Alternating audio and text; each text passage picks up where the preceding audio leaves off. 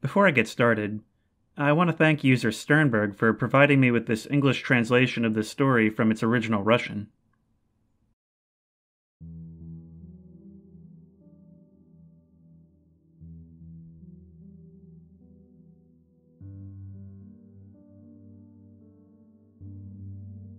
It was an ordinary abandoned factory, an industrial giant that was discarded after the collapse of the Soviet Union. There was nothing sinister about it, except perhaps the fact that a huge, prosperous enterprise had ended its existence overnight. It seems that they used to produce some kind of electronic boards for high-precision devices, but none of us wanted to go into details. We only wanted a thrill. Although, to be completely honest, one could find a dozen more gloomy and ominous places than this plant. There was no bad name behind it, no creepy stories. For some time, there were even small private companies scattered around its property. Eventually, they all closed, and there was nothing mystical about it. While life was still dotted behind the fence of the plant, it was eventually gutted, and everything that wasn't tightly screwed to the floor and had at least some value was taken out of there. And what couldn't be stolen was sold or adapted for domestic needs, if it wasn't just trashed instead.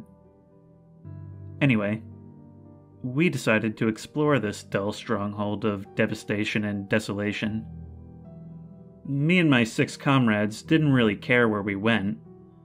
Most of the time we were just wandering around in some dilapidated hole, either drunk or stoned.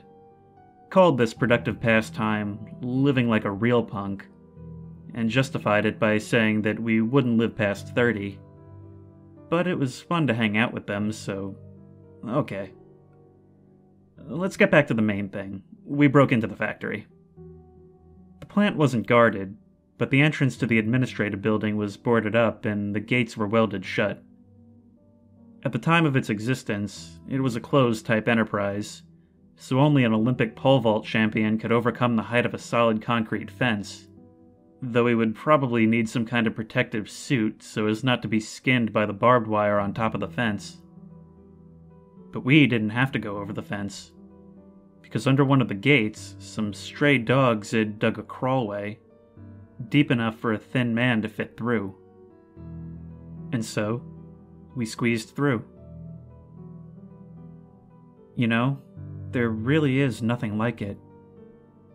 Empty, echoing workshops with the remnants of rusty equipment, utility rooms littered with industrial waste and fragments of crumbling furniture, shards of cups, cardboard folders, punched cards, shreds of foam rubber, and shards of broken glass were scattered around the offices.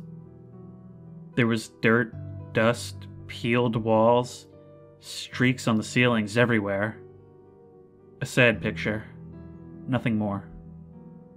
Also, the day was sunny, which definitely didn't contribute to the mystical atmosphere. But in one of the rooms, I'm guessing it was a dining room judging by the inscription which read, Bon Appetit, I saw traces, prints, of someone's dirty palms on the walls, and on the ceiling. They began on the floor, as if a man was walking along the corridor on his hands and then climbed up the wall, walked along the ceiling, again along the wall, and then went out the window. Of course, I showed it to the guys, and of course, they laughed. After all, it looked like a joke, and an original one at that, because who walks on his hands? The new superhero, Spider Pianist, is in a hurry to save the world, they said. Why Pianist? The palms that left these prints were narrow with long fingers, graceful, like those of a musician. Yes, it probably was a joke, but I looked out the window, and at that moment, I didn't want to laugh, because the traces went up the outer wall. I would have shown this to the guys, but They had already left the dining room, so I had no choice but to catch up with them. They didn't take my word for it, and they didn't come back. Do you know what our mistake was? Not that we went to the plant, but the fact that we decided to spend the night there. It seemed like a great idea. A warm summer night, a roof over your head. There's no danger that some random hobo or junkie decides to cut our throats while we're sleeping. There were no hobos or junkies, they just didn't know how to get into the plant's property. We ourselves, quite by accident, just happened to stumble upon a dog's hole hidden in the bushes. When it got dark, we settled down in an empty room that was more or less free of garbage. We had tourist mats, sleeping bags, a small fire made of pieces of furniture, and of course, the booze. Lots of booze. Although, to our credit, we were smart enough to take a snack. Boiled eggs, bread, tomatoes, cucumbers, and salt. A 1.5 kilogram pack of salt, which was simply brought along with the rest of the products on the way to the factory. Actually, it was pretty fun. When you're 17 and you just moved to another city to study and your parents aren't waiting at home for you shouting, "Where have you been all night? Are you drunk?" You can spend all night by the fire with your merry slacker friends, drink cheap port, and have fun. Why not? Life is beautiful. But I wasn't having fun. I thought about the traces on the wall, and the more I thought about them, the less I liked the whole sleepover idea. And I also saw with horror that my comrades were slowly but surely moving from the point of dashing drunkenness to the point of one more in sleep. I was depressingly sober, and the prospect of being alone with the darkness, my fears, and 6 unconscious sleeping bodies loomed in front of me. The fire gradually faded, the port ran out, and the guys crawled into sleeping bags. And I became more and more uncomfortable. There was no chance of falling asleep on my own. Fear is not the best sleeping pill. And then, for some reason, I remembered about the salt. It's said to protect from evil. I definitely read something like that, and even vaguely recalled a horror movie where the main character poured salt on the doorstep of her apartment so that some infernal creature disguised as a human couldn't enter. There was no certainty that it would protect me from something, as well as no certainty that there was something to protect from. I felt like a hysterical alarmist, making up devil knows what. Of course there are no monsters, and creatures hiding in dark corners don't exist. I told myself that all this is obscurantism, but I still sprinkled salt around my sleeping bag. Carefully. Very carefully, so that there were no gaps in the white circle. It was necessary to make the circle wider so that my friends would also be inside it. But at that moment, I was not a 17-year-old, but a frightened little girl who only wanted one thing: to hide, to protect herself. And then, I waited. In absolute darkness, in the silence of a huge, empty building, alone, because all my comrades were already asleep in deep, drunken sleep. There was a flashlight next to me, but I was afraid to turn it on. That I would see something in its light. Maybe this something didn't exist at first, because then it came. That is for sure.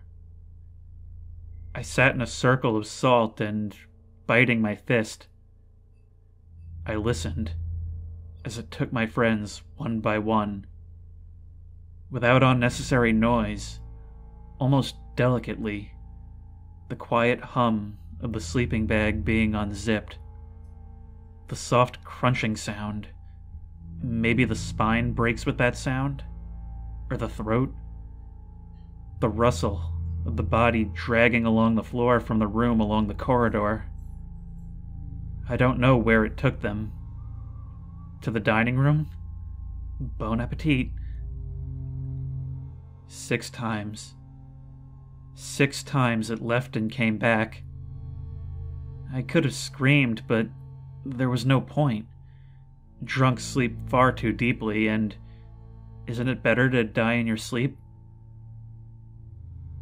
When my turn came, I regretted that I myself didn't get drunk and pass out.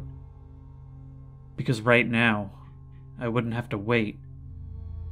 Wait for that moment when graceful hands with long fingers, disgusting hands, would touch me.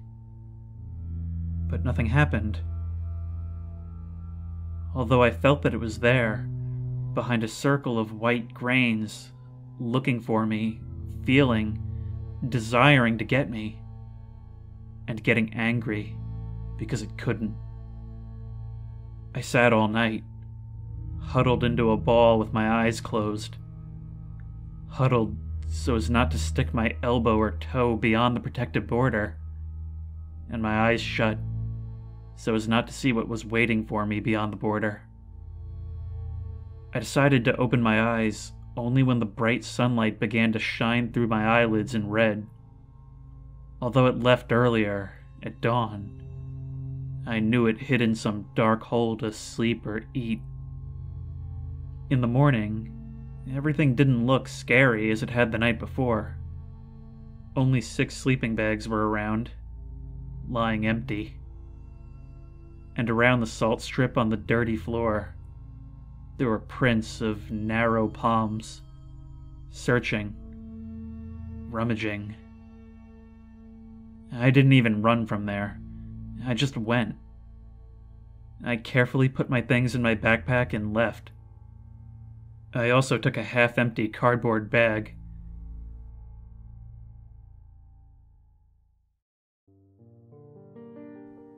My roommates were surprised at first when I started sprinkling salt around my bed, and then they got used to it.